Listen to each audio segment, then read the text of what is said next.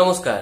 Government of West বেঙ্গলের revision of pay and allowances 2019 অর্থাৎ WB রোপা 25শে সেপ্টেম্বর 2019 এই তারিখে ইন্ট্রোডিউস হয়ে গেছে এবং এই ডাব্লিউবি রোপা ইন্ট্রোডাকশন হওয়ার পর গভর্নমেন্ট এমপ্লয়িদের বেতন এবং অন্যান্য অ্যালাউন্সেস যেমন বৃদ্ধি পেয়েছে, সেরকম ভাবেই পেনশনারদের পেনশন, ফ্যামিলি পেনশনও রিভাইজ হয়েছে এবং মিনিমাম ফ্যামিলি পেনশনও বেড়েছে।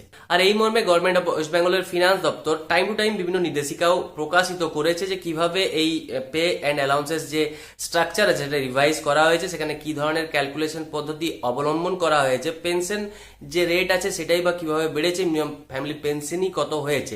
নোটিফিকেশনগুলি গভর্নমেন্ট অফ ওয়েস্ট বেঙ্গলের ফিনান্স দপ্তর টাইম টু টাইম প্রকাশ করেছেন এবং বিভিন্ন পেনশন স্যাংশন অথরিটি তথা এজি বেঙ্গলকেও এই ব্যাপারে ইন্টিমেট করেছেন, ট্রেজারি অফিসকেও এই ব্যাপারে ইন্টিমেট করেছেন। কিন্তু তা সত্ত্বেও পেনশনার্স মহলে একটা কনফিউশন রয়ে গেছে যে তারা কি ঠিকঠাক পেনশন পাচ্ছে বা ফ্যামিলি পেনশন পাচ্ছে। কেউ বলছেন যে তিনি অনেকদিন ধরেই কম পেনশন পাচ্ছেন, তিনি ভর্তি দরে পেনশন পাচ্ছেন না বা রিভাইজ রেটে পেনশন পাচ্ছেন না। কেউ বলছেন যে তিনি কত পেনশন পাচ্ছেন সেটাও বুঝতে পারছেন না। আজকের এই ভিডিওতে আমরা খুব সহজভাবেই জেনে নেব যে আপনার পেনশন বর্তমানে কত টাকা হওয়া উচিত এবং আপনি কিভাবেই বা ক্যালকুলেশন করবেন যে আপনি পেনশন কত পাচ্ছেন বা পেনশন সঠিক পাচ্ছেন কিনা। এক্ষেত্রে প্রথমেই বলবো যে গভর্নমেন্ট অফ ওয়েস্ট বেঙ্গলের ফিনান্স দপ্তর কিছুদিন আগেই বিজ্ঞপ্তি প্রকাশ করে বলেছিল কি পেনশনারদের পেনশন কখনোই তাদের বেসিক যে লাস্ট পে ছিল তার 50% এর নিচে নামতে পারে না। সেটাও কিন্তু বর্তমান পে স্ট্রাকচার, বর্তমান পে ম্যাট্রিক্স যে নির্ধারিত যে বেসিক স্যালারি তারই 50%। মানে ধরা যাক যদি কোনো সরকারি কর্মচারী পে ব্যান্ড 2 তে 2300 টাকার গ্রেড পে অন্তর্গত লেভেল 5 এ তার এন্ট্রি পে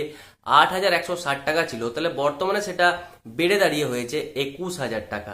অর্থাৎ এই 21,000 টাকা যদি 50% করেন তাহলে 10,500 টাকা তার মিনিমাম পেনশন হয়ে দাঁড়ায়। আর এক্ষেত্রে ফ্যামিলি পেনশনার যদি বর্ধিত হারে ফ্যামিলি পেনশন পান তাহলে তিনিও 21,000 টাকার অর্ধেক 50% অর্থাৎ 10,500 টাকা মিনিমাম ফ্যামিলি পেনশন পাবেন। আর যদি নর্মাল রেটে তিনি ফ্যামিলি পেনশন পান তাহলে 21,000 টাকা 30% যদি আপনারা করেন তাহলে 6,300 টাকা। কিন্তু রোপা 2019 লাগু হয়ে যাওয়ার পর পেনশন বা ফ্যামিলি পেনশন মিনিমাম হয়ে দাঁড়িয়েছে 8,500 টাকা। তাহলে তার যদি নর্মাল রেটেও ফ্যামিলি পেনশন পান তাহলে তিনি মিনিমাম 8,500 টাকা পাবেনই, তার সঙ্গে ডিএনএস রিলিফ অন্যান্য অ্যালাউন্সেস অ্যাড হয়ে যাবে। তাহলে আপনাকে এটা ধরে নিতে হবে আপনার যে লাস্ট বেসিক পে ছিল তার 50% এর নিচে যদি আপনার পেনশন আসছে তাহলে কিন্তু আপনি কম পেনশন পাচ্ছেন, রিভাইজ রেটে পেনশন এখনো আপনি পাননি। আর এই বিষয়টি আপনাকে কনসার্ন ট্রেজারিতে বা কনসার্ন অথরিটিতে জানাতে হবে। দ্বিতীয়ত যেটা বলতে হবে যে রোপা 2019 লাগু হয়ে যাওয়ার পর মিনিমাম পেনশন বা ফ্যামিলি পেনশন হয়ে দাঁড়িয়েছে 8,500 টাকা। অর্থাৎ কোনো পেনশনার বা ফ্যামিলি পেনশনার যদি 8,500 টাকার নিচে পেনশন বা ফ্যামিলি পেনশন পাচ্ছেন তাহলে তাকেও ধরে নিতে হবে যে তিনি কম পেনশন পাচ্ছেন বা ফ্যামিলি পেনশন পাচ্ছেন।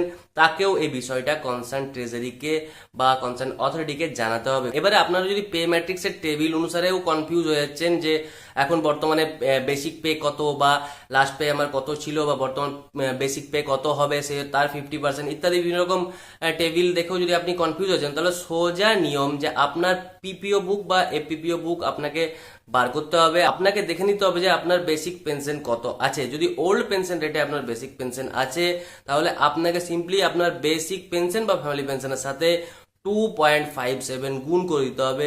যে অ্যামাউন্টই দাঁড়াবে সেটাই আপনার বর্তমান বেসিক পেনশন বা ফ্যামিলি পেনশন। চলুন আমরা জেনে নিই যে ওল্ড পেনশন রেটে যে বেসিক পেনশন বা ফ্যামিলি পেনশনগুলো ছিল সেগুলো রিভাইজ হয়ে এখন কি হয়েছে। প্রি 2016 পেনশনারদের ক্ষেত্রে অর্থাৎ যারা 1 জানুয়ারি 2016 এই তারিখের আগে রিটায়ার্ড করে পেনশন যারা পেতে শুরু করেছেন তাদের ক্ষেত্রে যে লাস্ট বা ওল্ড রেটে যে বেসিক পেনশন ছিল সেটা কি ছিল, তারা যদি 31/12/2015 এই তারিখ অবধি এই যেগুলি আমি উল্লেখ করতে চলেছি সেই রেটে বেসিক পেনশন পেয়েছেন তাহলে সিম্পলি আপনারা এই পেনশন, এই বেসিক পেনশন বা ফ্যামিলি পেনশনের সাথে 2.57 গুণ করে দিন। যে অ্যামাউন্টটি আসে সেটাই এখন বর্তমানে আপনার বেসিক পেনশন বা ফ্যামিলি পেনশন। তার সঙ্গে আপনারা ডিএনএস রিলিফ অ্যাড করতে পারেন, যদি মেডিকেল অ্যালাউন্সের জন্য আপনারা যোগ্য তাহলে সেটাও অ্যাড করতে পারেন। যদি 31/12/2015 অবধি এক্সিস্টিং বেসিক পেনশন 3,302 টাকা ছিল তাহলে সেটাকে 2.57 দিয়ে গুণ করলে 8,486 টাকা 14 পয়সা হয়ে দাঁড়ায়। কিন্তু নিয়ম অনুযায়ী গভর্নমেন্ট এখানে বলেই রেখেছেন যে কোনো দশমিকের ফিগার নেওয়া হবে না, নেক্সট 10 টাকা অবধি টাকাটাকে টাকার সংখ্যাটাকে রাউন্ড অফ করে দেওয়া হবে, অর্থাৎ এখানে 8,500 টাকা মিনিমাম পেনশন ধরা হবে। এরপরে রয়েছে 3,422 টাকা, এটাকে যদি 2.57 দিয়ে আপনারা গুণ করে দিন তাহলে হয়ে দাঁড়ায় 8,794 টাকা দশমিক 54 পয়সা, সেটাও 8,800 টাকা আপনাদেরকে ধরে নিতে হবে।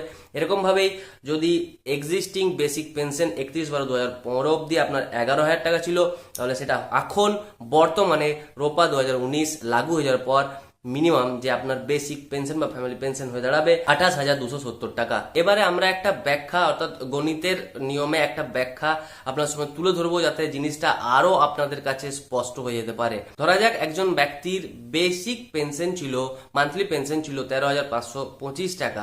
এবারে তিনি তার পেনশনের 40% কমিউট করিয়েছেন, অর্থাৎ এই 13,525 টাকার 40% মানে 5,410 টাকা। তাহলে তার পেনশন থেকে 13,525 টাকা থেকে 5,410 টাকা মাইনাস হবে, অর্থাৎ সে এতদিন পর্যন্ত বা এই রোপা 2019 লাগু হওয়ার আগে পর্যন্ত 8,115 টাকা তার বেসিক পেনশন পাচ্ছিলেন। তার সঙ্গে সঙ্গে তিনি অ্যাডমিসেবল, তার যে ডিআরএস রিলিফ অ্যাডমিসেবল সেটাও তিনি পাচ্ছিলেন। এভাবে তার একটা পেনশন অ্যামাউন্ট তিনি পাচ্ছিলেন। কিন্তু revision of pay and allowances 2019 লাগু হয়ে যাওয়ার পর তারই এই যে বেসিক পেনশনটি আছে 13,525 টাকা, এটাকে 2.57 দিয়ে গুণ করে দিন, ফিগারটা দাঁড়ায় 34,759 টাকা 25 পয়সা।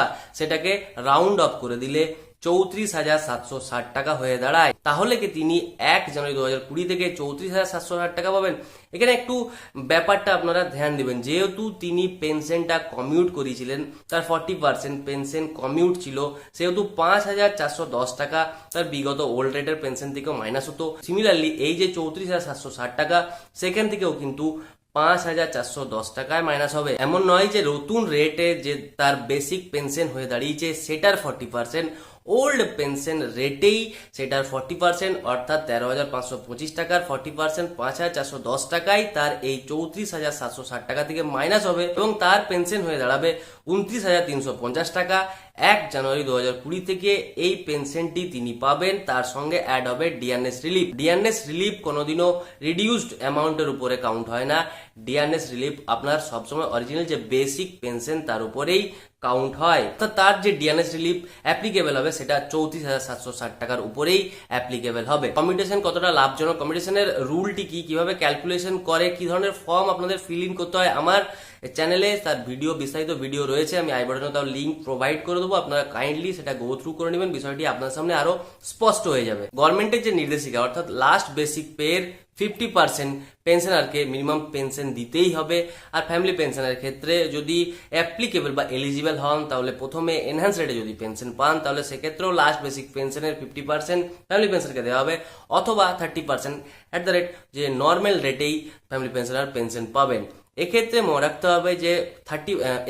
রাখতে হবে যে লাস্ট বেসিক পে এর 50% অ্যাজ এ পেনশন পেতে গেলে সরকারি কর্মচারীর কোয়ালিফাইং সার্ভিস 20 বছরের বেশি হতে হবে। যদি কোনো সরকারি কর্মচারী 20 বছরের কম চাকরি করে রিটায়ার্ড হয়ে গেছেন বা রিটায়ার নিতে বাধ্য হয়েছেন, কিন্তু 10 বছরের বেশি চাকরি করেছেন, তাহলে সেক্ষেত্রে তাদের ক্ষেত্রে প্রপোর্শনেট অর্থাৎ প্রো রাটা পেনশন দেওয়া হবে।